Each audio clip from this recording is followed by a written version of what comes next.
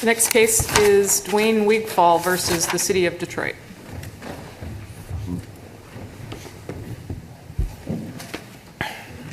What's that?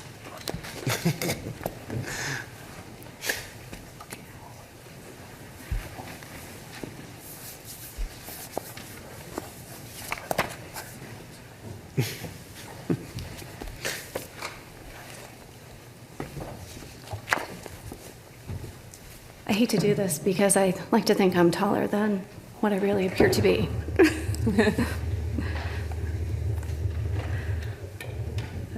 Good morning. May it please the court. Stacy Heinonen appearing on behalf of Dwayne Wigfall, along with Robert Silverman.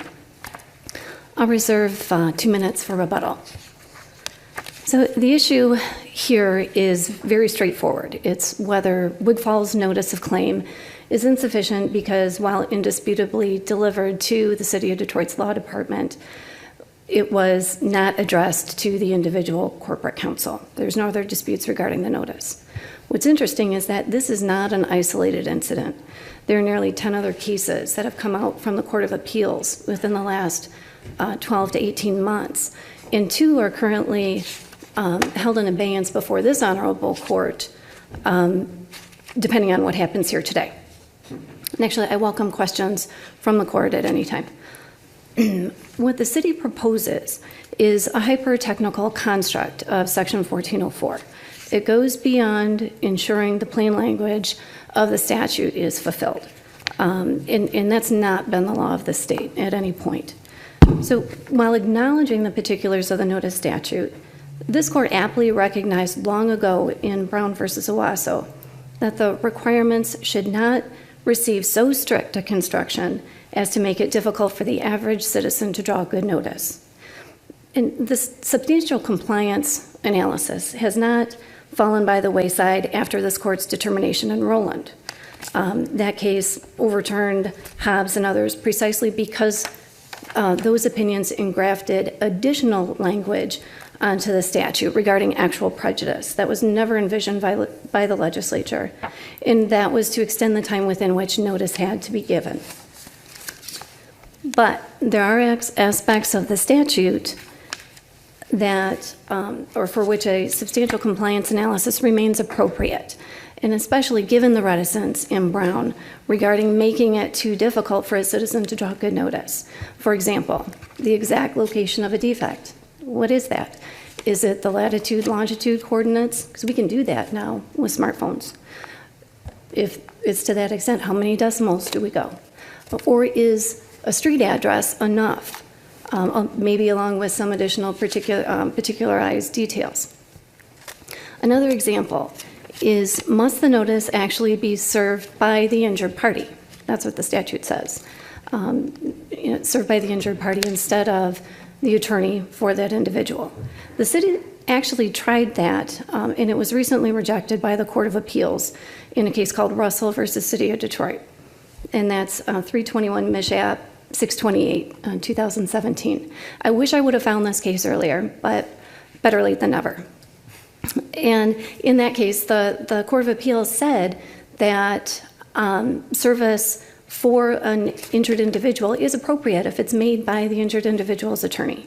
The court rejected that it had to be that actual person, in fact, based on agency principles. This court denied leave, clearly not binding, but interesting. So as I was going through all these cases and trying to figure out what I think a good rule would be coming from the court, I think substantial compliance can be described as this. It's performing the actions and supplying information such that the purpose of the statute, as identified in its plain language, is fulfilled. And stated alternatively, I think strict compliance does not mean literal compliance with every criteria of the statute, absent timing, because that's absolute. Here, Corporation Counsel was well within his authority to delegate service to the law department. Agents have the implied power to carry out all acts necessary in executing the principal's expressly conferred authority, and the authority to act on behalf of a principal may include the ability to undertake acts necessary to ensure service and provide notice. And that's addressed in the Russell opinion that I referenced a moment ago. When you say the Corporation Counsel had the authority to delegate tell me why it's delegation. Isn't the Corporation Counsel just the person who heads the law department? It is, Your Honor. That's what their website says. The department is headed by the Corporation Counsel. So aren't they the same? I believe they are. But,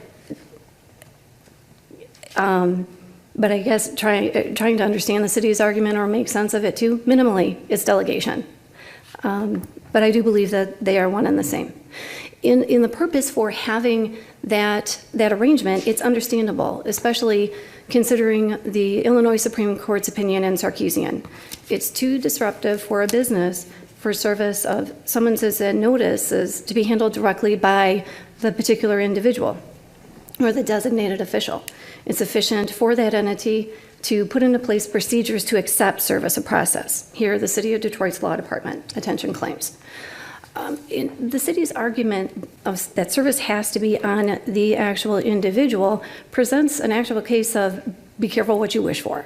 Because if that is going to be the case, and service has to be on one of these three individuals, no representative of them, then they need to be accessible with office hours dedicated to accepting service and such.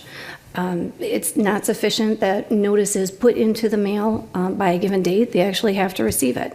So there has to be some predictable method and manner so that, again, as in Brown, a citizen can draw good notice.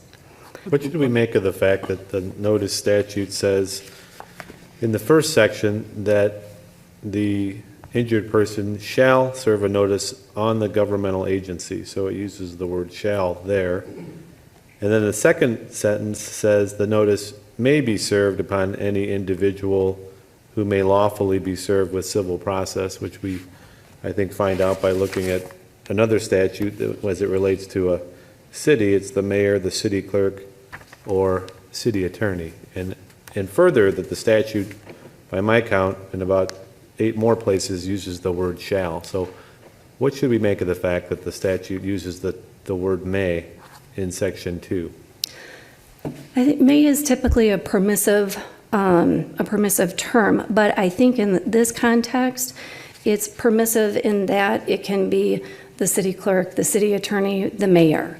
You still have to hit one of those particular individuals or the representatives that are lawfully able to accept service of process. Why shouldn't I think of it as subsection 2 saying this is sort of a fail-safe?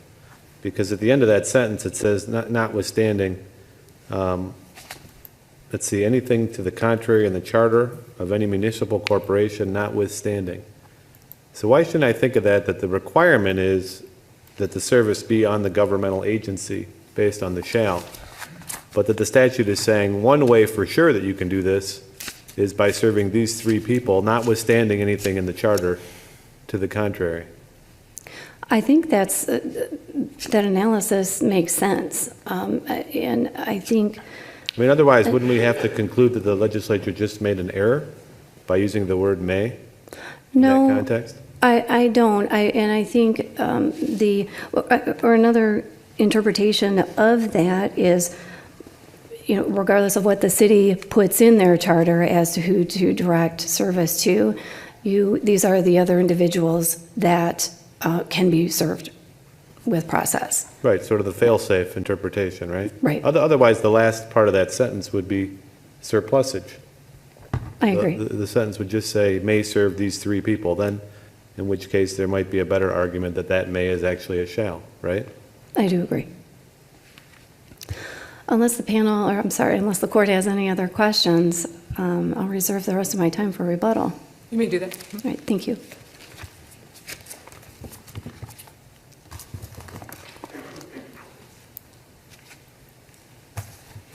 Good morning. May it please the court, my name is Linda Fegins, appearing on behalf of the City of Detroit.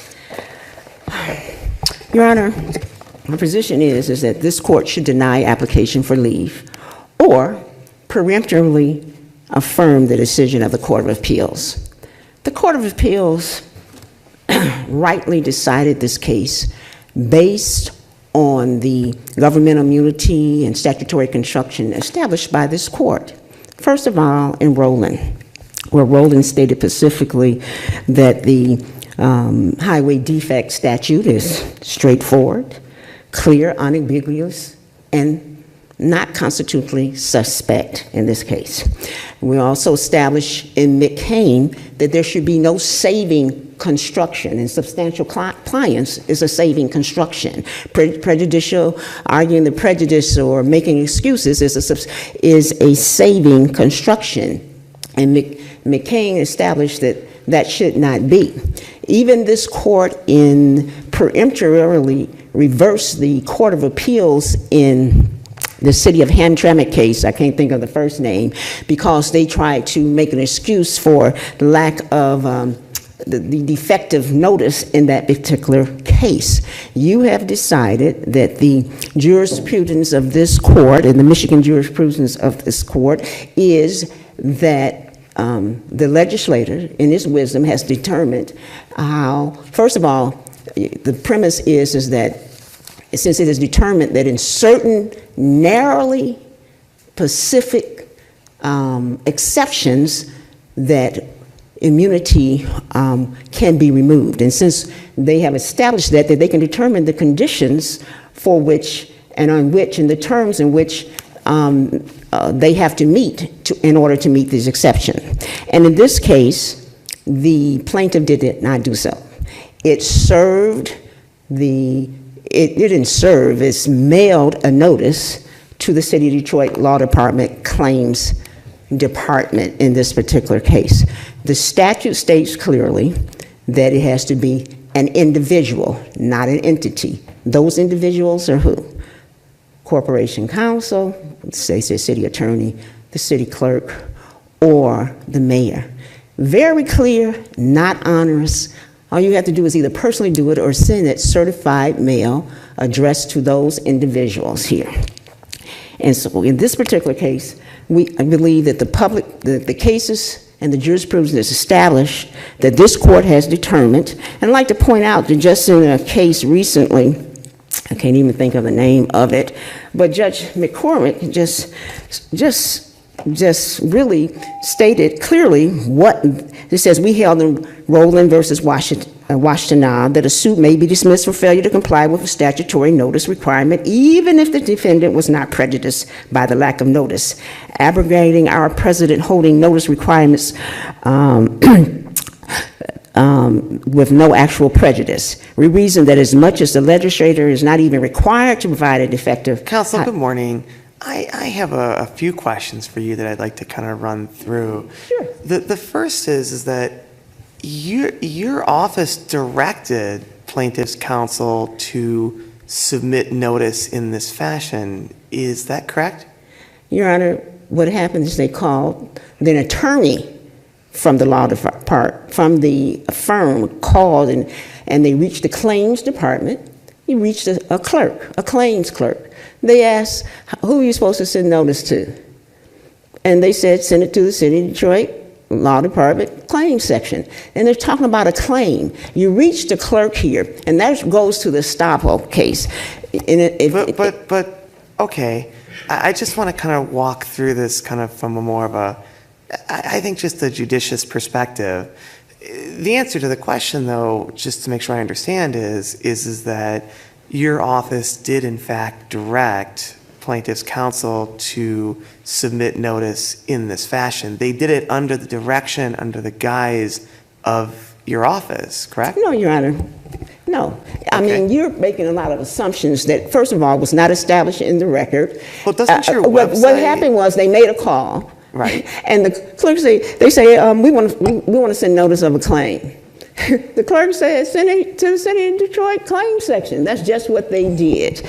Okay. So there's no established policy or directive in this case, and that never was argued or presented here. Don't you have a website that directs people to file in this fashion? They file claims. They file claims about an automobile. They claim about a broken tire. Claims in general. And that was to help them to provide a service. Even if you read the amicus brief of the Road Commission, they have a claim section where for the help the public and to tell them where to send their claims here. That's before court intervention. Nowhere in here that this clerk or anyone has been established that they knew that anyway undergirds. We don't have the power to change the law. We don't have the power to change what the legislator established. Okay, so I guess my question is, so if I'm an attorney and I call your office, and we can go round and round on this, but I'm just trying to understand, and I get directed to file notice in this fashion, in this way, then I go to your website, and the website kind of indicates that this is the way I should file and perform this responsibility. Is your contention and your position that if I ask specifically how to file it, am told how to file it, and then follow the directions that I'm given, then I have not submitted proper notice? Because why? I should go, the statute says something different. The statute gives the mayor and the specific titles. No. But even if I do it under your guise and under your directives, I'm just confused, is that how we practice law? That the sense that... Your Honor, the city of Detroit misled no one. They said they wanted to file a claim. The clerks are not here to determine and give out advice, and it's established that attorneys should know what the law and ordinances. We even, in fact, and I said we filed general claims. It was nothing about what is the proper way to establish an exception, to give notice on an exception to governmental immunity for a highway defect. And an attorney, a law firm, or anyone must comply with the statute. There's been no waiver here. There's been no waiver. But here's my question. So is it your contention that if I send notice to the mayor, he's going to get like 10,000, you're going to send it directly to the mayor, or you're going to send it directly to the corporation council? So, you're, from going forward, basically, these specific individuals are now going to get wheelbarrows of notice? Is that how this is going to go? Your Honor, I did not say that. Okay. First of all, the city of Detroit. Butch Hollowell's name was on the envelope. Butch Hollowell's office was at the law department, right? Yes, it was. So it's the same address as that the notice was sent to, correct? Mm-hmm. So if they just had put Butch Hollowell's name on the envelope, we wouldn't be here? Is that right? They failed to address and serve notice on an individual, and those individuals are specifically... Could you just answer my question? If Butch Hollowell's name was on the envelope, would you not be here? If he had said attention and the name, the corporation counsel, Butch Hollowell, we probably would not be here. Okay. Even though it's the same address, and Butch probably would not have opened that. And so, but that's not the issue. I'm just asking. Butch probably wouldn't have opened it, right? Some other individual in the law department would have opened it, correct? They probably would have. Okay. Counsel? Go ahead. No, I have a lot. Counsel, I agree with you and with this court's decision in Rowland that, number one, substantial compliance is insufficient. Compliance is what's required. And secondly, that lack of prejudice is not the appropriate standard. However, in this case, I'm looking at the requirements of 1404 to determine what constitutes actual reasonable compliance. And it seems as if in this case there's no dispute that the plaintiffs properly sent their notice by certified mail, return receipt requested, that they sent their notice to the proper address, that is the office of the law department. There's no dispute that the content of their notices satisfied 1404, and there's no dispute that the notices were sent and received by the law department in a timely manner. The only question that I can identify is whether plaintiffs' failure to address the notice specifically to the corporation counsel, Mr. Hallowell, rendered the service ineffective. But I again look at 1404 to try to derive what the proper analysis of this case is, and 1404 does not require that service by mail be, quote, addressed, unquote, to the person being served. Neither does the court rule. Why, in light of all that, shouldn't I conclude that there has been full compliance with the requirements of the law? Could have been done more precisely, but that's not the standard either. It was done in accordance with the law, and the only thing missing was not something that was explicitly required by the law. That It is, said, but the statute does indicate that the notice must be served upon any individual,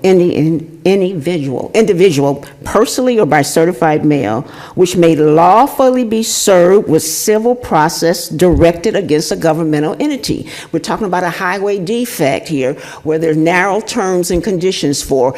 And then when you look at the court rule, it said those persons are who? It states that you must serve, by the way, the corporation counsel, the mayor. The corporation counsel was not served here. You may not like that conclusion or what we're arguing, but we're following the law in this particular case. They were not. It was addressed to the law department, claims department. As far as we know, it was a claim. No one knew anything about it. Clerks opened these things. Clerks open these particular matters here. And so there's no basis here Is the Your Honor. Corporation Counsel different from the law department? Is the Corporation Counsel somebody who heads the law department? I didn't hear your last word. On your website, the city law department says that the Corporation Counsel is simply the person who heads the law department. Yes. So are they separate? He is to head the law department. So he and is the the law governmental entity is the city of Detroit. Got it. And so if he is properly served, he is being served because on behalf of the city of Detroit here. So he heads the law department, but that does not mean that service was proper under this particular statute. We have a host of... I can't cite for you the specific provision, but the City of Detroit ordinance, when it describes the duties of the law department, essentially say that the law department is to undertake and do the duties of the Corporation Counsel and represent the city and all these things. And we do have two interesting provisions, MCL 600.1925, which allows for a person in charge of the office of the city attorney or officer with substantially the same duties as those officials. And we also have MCL 600.1930, which authorizes an agent, someone who's authorized by law. And by law, I would suggest your ordinance suggests that the law department functions for the city attorney or the corporation of counsel. So why isn't, under this provision, service on the law department sufficient? Because it was not, it says an individual. The court rule says it must be an individual. It was not an individual. And I would like to add, Your Honor, that we also have the ordinance in the Green v. City of Detroit in the ordinance 24.23 that says that any claim filed still must comply. That's in the ordinance, and people are required to follow the law. And the attorneys who filed this existed, that even if you file a claim, you still must comply with the statutes of the state of the law in here, and even specifically in the annotations addressing particularly the highway defect statute. And so that is clear in our ordinance, that we make that clear, that all claims must satisfy and comply with the law. Right, in this is a state statute that says an agent authorized by law. It says somebody appointed or by written law. And so Written appointment or by law. Or by law. Why isn't your ordinance that says the law department functions for the corporation counsel and undertakes all the duties of the corporation counsel? Why isn't that an agency created by law? Your own ordinance says this. But I don't think an agency is created by law, because I think it has to be specific. Our position is that according to, in that construction here, that the corporation and council could, if it's established by law or a given appointment, could choose someone to be the agent to accept these. But we have not. You can finish your sentence and then your time is up. Thank you. Okay. So our position is here is that in this instance that the Corporation Council has to comply with the statute. It says it's an individual. It was not in this particular case, and there's been no estoppel. Estoppel has to be a justifiable reliance in this case and some fraudulent concealment or intentional misleading here. Counsel, I have one last question before you go. Was the service in this case sufficient to put the city of Detroit on notice of this claim? Your Honor. Not as a matter of law, as a matter of fact in this case. Was the city on notice? Let me ask the question a different way too. If the notice had been addressed to and served on Mayor Duggan, for example, would it have been handled differently in some fashion by the city? Would they have taken other steps that were not taken here? Not necessarily. I can't say that, Your Honor. But I also like to point out that in McLean versus... I'm not asking for case law citation. Yeah. I'm asking, I can't necessarily say so. Was your client put on notice of this claim? That's all I'm So asking. a parent notice does not comply with the statute. I'm not asking for a legal response. I'm Okay. asking for a factual response. What's interesting to me is this is supposed to track the way that we do service of process. That's the way that the statute 1404 speaks. It refers us to other statutes and court rules that deal with service of process. And the law is very clear that in the case of service of process, if it was the complaint itself, for example, that an action shall not be dismissed for improper service of process unless the service failed to inform the defendant of the action within the time provided in these rules for service. That's what 2105J3 says. And there's other instances in our court rules that are very clear that we're not going to dismiss a case on sort of a technicality relating to service of process. And so I'm just curious, to me it seems as though the city was put on notice. Your claims department received the notice, they acknowledged receipt of the notice, and they sent that out to the plaintiff law firm, if my understanding of the facts is. No, they received notice, and they went through the procedure of sending the people, like anyone else that sent a claim. They asked for more information and so forth. But I'd like to point out. Would something, I just one last chance, would something different have happened if the service had been on Butch Hollowell or your new corporation counsel or Mayor Duggan or, I don't know, is Janice Winfrey the clerk still? I don't know. What would have happened differently? Let me ask you that question. That's a good question, Your Honor. And I'm not really able to state that because I don't handle that process of where they go, and that's not a good answer there. But the point is in here, the parent, what you might consider a parent authority or even institutional knowledge should not be used to undermine what the legislator's wisdom and priority of determining how a notice should be given. That is my point. Regardless, I know people are reluctant. That's why we have 10 unpublished cases from the Court of Appeals, all ruling the same way. And the first one that they published is when I asked, and I was shocked, Wigfall in this particular case, because you don't like those problems. But the point is, this is a decision that was made by the legislators. Thank you, Counsel. Your time is up. Okay. Yeah. But thank you for reminding us of that truth.